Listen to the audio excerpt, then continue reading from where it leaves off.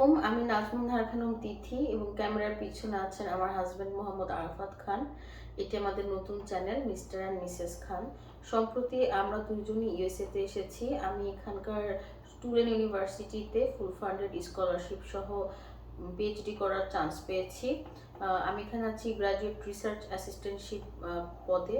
পরবর্তীতে হয়তো বা টিচিং অ্যাসিস্ট্যান্টশিপ পদে জয়েন করব, সেটি নির্ভর করবে আমার সুপারভাইজারের উপর। তো এখানে ইউএসএতে আসার পূর্ববর্তী যে স্টেপসগুলো থাকে সেই স্টেপস এবং পরবর্তী যে স্টেপসগুলো থাকে এগুলো নিয়ে আমরা মূলত এই চ্যানেলে আলোচনা করব।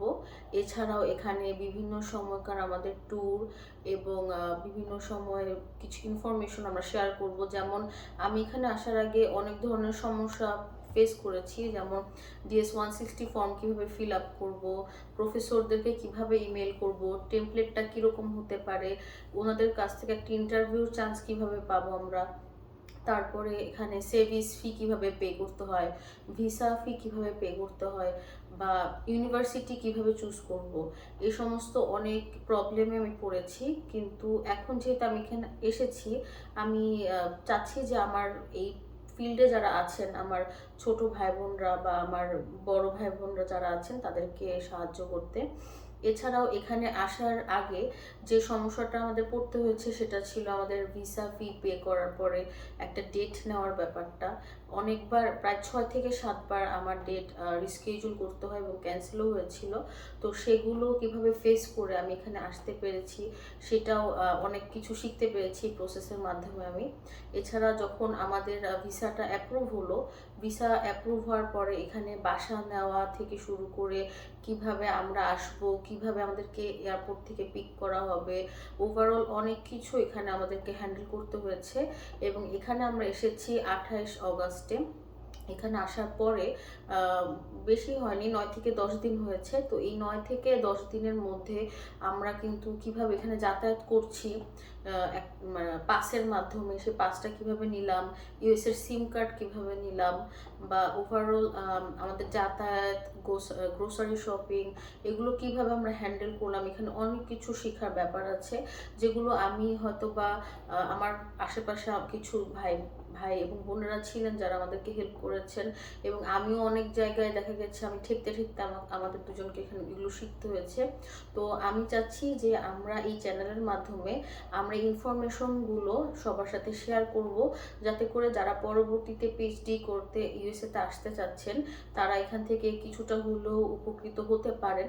মাস্টার্সের ব্যাপারে আমার তেমন একটা আইডিয়া নেই, কিন্তু তারপরেও একেবারে আইডিয়া নেই বললে ভুল, কিছু না কিছু আইডিয়া অবশ্যই আছে, সেটা আমি শেয়ার করতে পারবো। তো আপনারা দয়া করে কাইন্ডলি কমেন্ট বক্সে জানাবেন যে আপনারা নেক্সটে কোন সাবজেক্ট বা কোন টপিকের উপরে ভিডিও চাচ্ছেন। আমরা সেরকম করে একটা গাইডলাইন্স ওয়াইজ আপনাদেরকে ভিডিও দেওয়ার চেষ্টা করব। তো আমি এখানে আসার আগে আমার প্রসেসটা ছিল অলমোস্ট, আমি বলবো যে 6 মাসের মতন।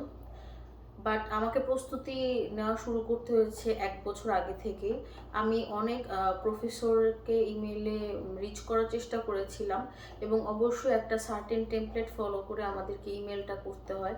সেই ইমেলটা করার পরে আমি রেসপন্সও পেয়েছি, কিন্তু বেশিরভাগ প্রফেসরদের রেসপন্সটাই ছিল এরকম যে আমাকে আগে অ্যাডমিশন পেতে হবে ইউনিভার্সিটি থেকে, তারপরে আমি যদি সুযোগ পাই তখন তারা আমার একটা ইন্টারভিউ নিয়ে তারা যাচাই বাছাই করবেন যে তারা আমাকে নিতে চাচ্ছেন কিনা। আর আমি বলবো যে আমার ক্ষেত্রে আমি যে বড় ভুলটি করেছিলাম যে আমার একাডেমিক রেজাল্ট ওয়াইজ আমি টপ ইউনিভার্সিটিগুলো বেশি সিলেক্ট করেছি, আর মিড র্যাঙ্ক ইউনিভার্সিটি ছিল 2-1টা, আর লো র্যাঙ্ক ইউনিভার্সিটি ছিল হয়তো 1-2টা। তো এই জিনিসটা একেবারেই ঠিক হয়নি, কারণ একদম লাস্ট মোমেন্টে গিয়ে যখন দেখলাম যে আমার হাতে তেমন কোনো অপশন নেই, তখন আমি বুঝলাম যে এখানে একটা বিরাট ভুল হয়ে গিয়েছে। তো এখন আমি বুঝতে পারছি যে আসলে ইউনিভার্সিটিগুলো কীভাবে সিলেক্ট করা উচিত ছিল, বা একাডেমিক্যালি ট্যালেন্টেড হলেও দেখা যায় যে টপ র্যাঙ্ক ইউনিভার্সিটিগুলো থেকেই কল আসবে এরকম না। এখানে আরও সার্টেন ফ্যাক্টর কাজ করে, যেরকম পাবলিকেশনস, তারপর আরও এক্সট্রা কো-কারিকুলার অ্যাক্টিভিটিস, এগুলো ডিপেন্ড করে অ্যাডমিশনের ক্ষেত্রে। সো এখন আমি আমার এক্সপিরিয়েন্স থেকে কিন্তু সেগুলো শেয়ার করতে পারবো। তো এছাড়া যখন প্রফেসরদেরকে রিচ করলাম, অনেক প্রফেসর ইন্টারেস্টেড ছিলেন। তো দেখা গেল যেহেতু আমার অ্যাডমিশন রেজাল্ট দিতে দিতে একটু লেট হয়ে গেল, তো আমি নিজে থেকেও তাদেরকে ফলো আপ ইমেল করলাম। ফলো আপ ইমেলের কিন্তু একটা টেমপ্লেট থাকে আলাদা। দেন আমাকে আমার টুল ইউনিভার্সিটির যে প্রফেসর ছিলেন উনি মেনলি সব থেকে বেশি ইন্টারেস্টেড ছিলেন। তো উনি রিচ করার পর উনি দুবার আমার ইন্টারভিউ নিয়েছেন, এবং ইন্টারভিউতে কী কী কোশ্চেন করেছেন বা কীভাবে আপনি অ্যান্সার দিবেন সেটারও কিন্তু একটা গাইডলাইন দরকার হয়। এরপরে আরও অনেক প্রসেস ছিল যেটা থ্রুতে আমি ইউএসএ পর্যন্ত আসতে পেরেছি। তো এটা হচ্ছে আমাদের ফার্স্ট ভিডিও, এখানে জাস্ট একটা ইন্ট্রোডাকশন আমি দিলাম। নেক্সটে আপনারা কোন টপিকের উপর ভিডিও চাচ্ছেন কাইন্ডলি আমাদেরকে কমেন্ট সেকশনে জানাবেন, আমরা ওই ওয়াজ ভিডিও করে আপনাদের সাথে শেয়ার করব। সবাই ভালো থাকবেন। আসসালামু আলাইকুম।